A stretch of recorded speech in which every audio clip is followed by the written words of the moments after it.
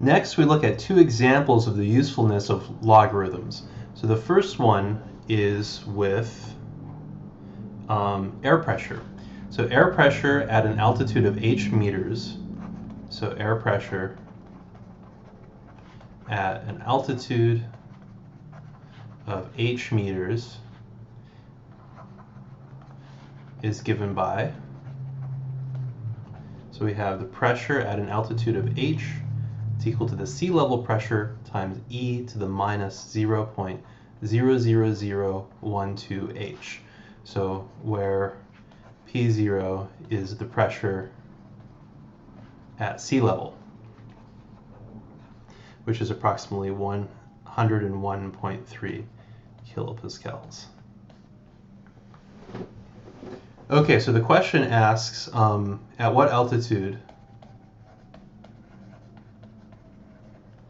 is the pressure 0.7 atms? So it's 0.7 atmospheres, in other words, 70% of sea level pressure. So that's 70% of sea level pressure. So how high up do you have to get before the air pressure is only 70% of the air pressure at sea level? Well, let's take a look at this. Okay, so our equation, so P of H was equal to the sea level pressure e to the minus 0.00012 h. Okay, so what we're actually trying to find is what altitude the pressure is equal to 0.7 times the sea level pressure. So we're trying to solve for h for this equation right here. So pressure at what altitude is equal to 70% of the sea level pressure. So to do this, we're going to take the formula for P of H, plug it into the left-hand side, and try to solve for H. So we have 0.7 times the sea level pressure is equal to the sea level pressure times e to the minus 0.00012 h. We can divide both sides by P0, and we have 0.7 is equal to e to the minus 0.00012 h. Next, we take the natural log both sides.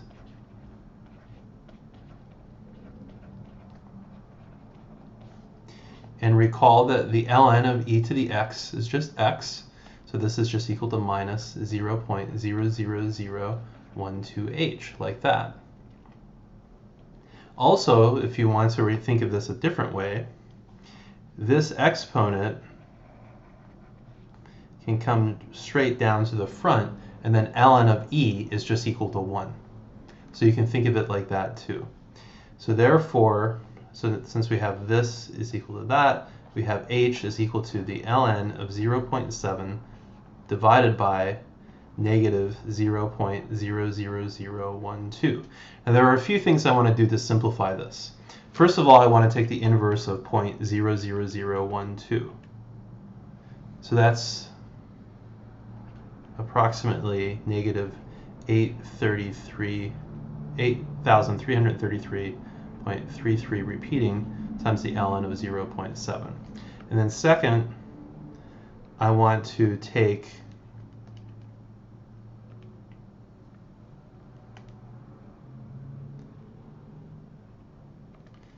the inverse of 0.7. So this is the ln. 0.7 is 7 over 10, so this is the ln of 10 over 7. 0.7 is a negative number. Since I have the negative out here, I can take the negative out here, so I can basically take this negative 1 and put it back up to the exponent, thereby inverting 0.7, getting 10 over 7. So I have 8,333 times the ln of 10 over 7. So the ln of 10 over 7 is approximately 0.3566, and times 8,333. So that gives me 2,972 meters. So basically, at an altitude of approximately 2,972 meters, the pressure will be about 70% of the sea level pressure. So our next example involves half-lives again. So we have a sample of radioactive uranium. So this is uranium 232, and it has a half-life of 69 years. Okay, so we have a sample initially of 100 grams of uranium-232. So the question is, how much will be there after 100 years? So how much remains after 100 years? This is grams. Now last time we used a trick. We said, well, there's the initial amount, and we did the half-life to the t over 69. So we got the answer right away, just basically by deducing it, right? Because it's going to be something to the power t. Well, if we start off with a 1/2 and then do 1/2 to the power 1 over 69, we get this. So in this case, the growth factor is 1/2 to the 1 over 69, right? Because that way, when t is equal to 69 years, you get 1/2 to the first power. 1/2 to the 1 is just 1/2, so you get 1/2 of 100. But suppose you didn't have that insight, how would you find the growth factor? So we can actually use natural logarithms to find the growth factor. So we can start off by saying, well, f of t is the initial amount times b to the t. So we can actually start with this and solve the growth factor directly. Okay, well, I know that f of 69 is going to equal 50, because I know that the half-life of uranium-232 is 69 years. So I can take this expression, which basically I can rewrite it as 50 is equal to 100 b to the 69. And then I can use this to solve for b and then plug it back into there. So we have 0.5 is equal to b to the 69. Take the natural log of both sides. ln of 0.5 is equal to ln of b to the 69. And then remember our natural log rules. When we have an exponent like up here, it comes straight down up front. So I can pull that 69 up front, 69 times the ln of b, which means that the ln of b is equal to the ln of 0.5 divided by 69, which is equal to 1 over 69 times the ln of 0.5. Okay, so the ln of the growth factor is equal to 1 over 69 times the ln of 0.5. But that, again, I can use this rule where I have a coefficient up front. I can move it to the exponent. So this is thus equal to the ln of 0.5 to the 1 over 69.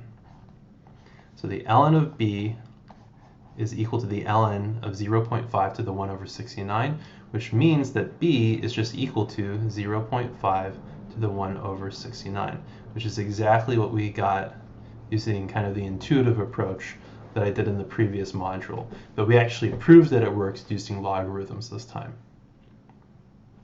So we have our function now. So we have f of t is equal to 100 times 1/2 to the t over 69. The question is, how much remains after 100 years? Let's find out. F of 100 is going to equal 100 times 1/2 to the 100 over 69. 100 over 69, 0.05 raised to that power, times 100. So this is approximately 36.62 grams. So if you start off with 100 grams of uranium-232, in 100 years, you'll have approximately 36.62 grams. Now let's suppose we did this with 100 e to the kt. So instead of doing the f of t 100 b to the t, what if we started off using this way? Well, we use the same sort of steps. F of 69 is equal to 50.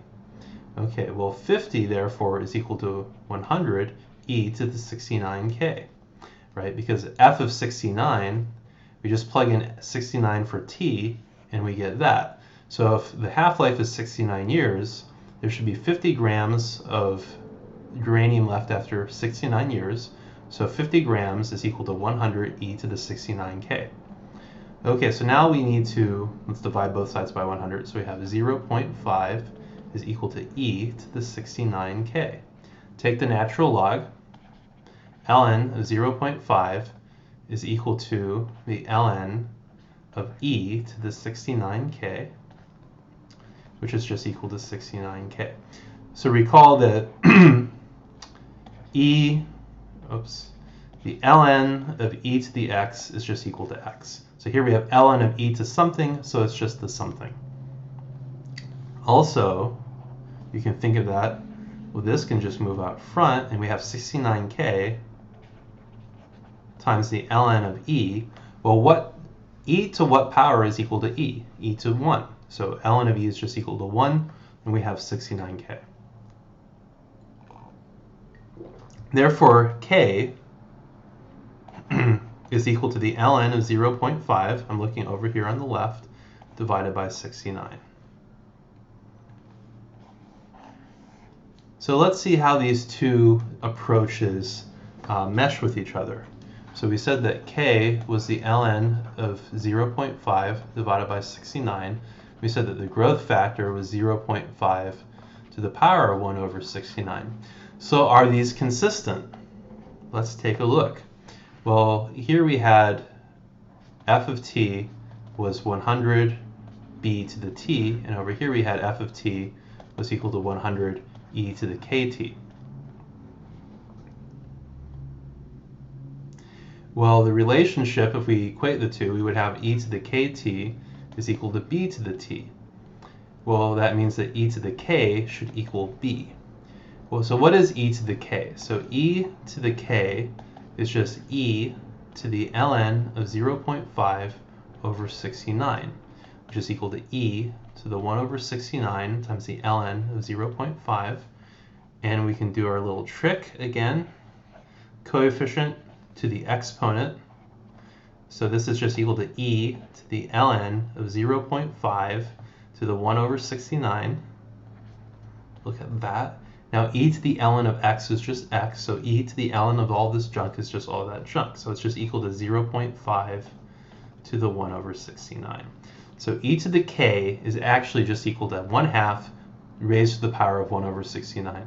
So either way that you solve the problem, whether you start off with this form, 100 e to the kt, or you start off with this form, 100 b to the t, you get the same answer. If you start off using the number e, for k, for your continuous growth rate, you would get ln of 0.5 over 69.